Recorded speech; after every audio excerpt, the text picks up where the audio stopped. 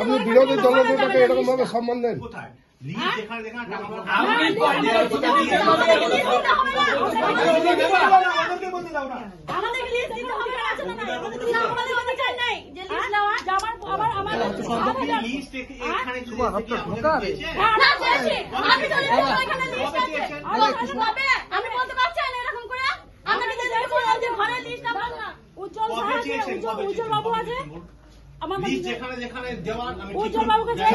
আপনি তৃণমূলের লিডারের বাড়িতে লোক পাঠিয়ে এইরকম লোক পুষে রেখেছেন না, এই লোককে দিয়ে পাঠান আপনি, আপনার করতে হবে। তৃণমূলের ঘন্টা বেজে গেছে, কান পেতে শুনুন। ভারতীয় জনতা পার্টির দলটা দেশটা চালায়। আপনি কোন পার্টির সঙ্গে লাগছেন জানেন? আপনার সাহেব জিনা আরাম করবো। আপনাকে বলে রাখছি শুনেন সাহেব, আপনি প্রোটোকল মানেন।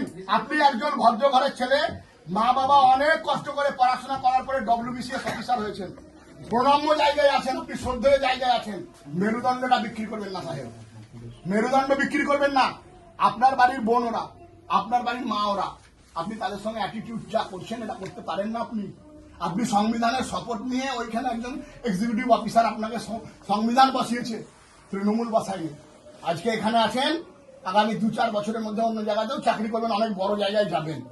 কিন্তু এটা করলে আপনাকেও চাকরিটা করতে হবে, আপনাকেও চাকরিটা করতে হবে। আপনি এরকম ভাবে বলতে পারেন না।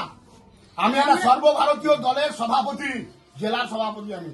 আমি আমার কর্মীদের নিয়ে দুঃখ কষ্টের জন্য আপনাকে আমি চিৎকার করার অধিকার আমাদের সংবিধান দিয়েছে।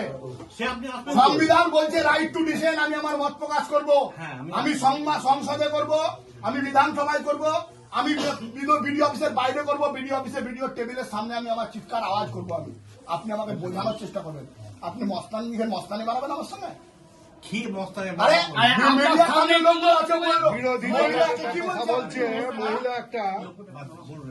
আমার বক্তব্য সাহেব আপনাকে এই রিসিপ্ট দিতে হবে। আচ্ছা, এই লোকেদের বাড়ি আপনাকে সার্ভে করে দিতে হবে। এরা, আমি বলছি মানে আপনাকে মানতে হবে না, এরা প্রকৃত পাওয়ার লোক কিনা আপনি দেখুন, সার্ভে করুন। আমার বক্তব্য সাহেব, যারা পাওয়ার লোক, বাড়ির লোক নয়, সেরকম লোককে আপনি বাড়ি দিয়েছেন। আমাদেরকে এমন করবেন না আপনার চাকরি জীবনটা আছে, এমন করবেন না যে আইনের দ্বারস্থ হাইকোর্টে আমাদেরকে উঠতে হয়। আপনি কিন্তু সরকারি টাকা গরিব মানুষের জন্য দেওয়ার জন্য সংবিধান স্বীকৃত সিদ্ধান্ত, সেই সংবিধান স্বীকৃত সিদ্ধান্ত তৃণমূলকে সন্তুষ্ট করার জন্য তৃণমূলের লোককে, তৃণমূলের নেতাদেরকে পাইয়ে দেবেন, এটা কিন্তু মানব না সাহেব। আচ্ছা, আমি একটা কথা বলবো। 2019 সালে এই নীলমণি মাইতি ব্যাংরা মৌজা থেকে, মানে ব্যাংরা অঞ্চল থেকে টাকা পেয়েছে, এই নামে কেউ নাই। টাকা কোথায় উঠলো আমি আইডি নাম্বার, টাকা কোথায়? আমি আপনাকে বলছি দাদা, একটা আইডি নাম্বার দিবেন না। সাহেবের দায়িত্ব হচ্ছে কারা ইললিগাল পয়সা পাচ্ছে দেখবে। ইললিগাল পয়সা পাক, পয়সা যখন ঢুকবে, জানার পরে সাহেবকে আমি হাইকোর্টে তুলব। আবাস যোজনার বাড়ি হয়ে গেছে, কমপ্লিট হয়ে গেছে তো, 19 সালে হয়েছে তো। এই টাকাটা রাখো, এই টাকা নিয়ে আমি হাইকোর্টে তুলব। আর পঞ্চায়েত এলাকায় শুনুন, বিরোধী দলনেতা আপনি বলছেন, মানুষ জিতিয়েছে, হ্যাঁ কিনা বলুন।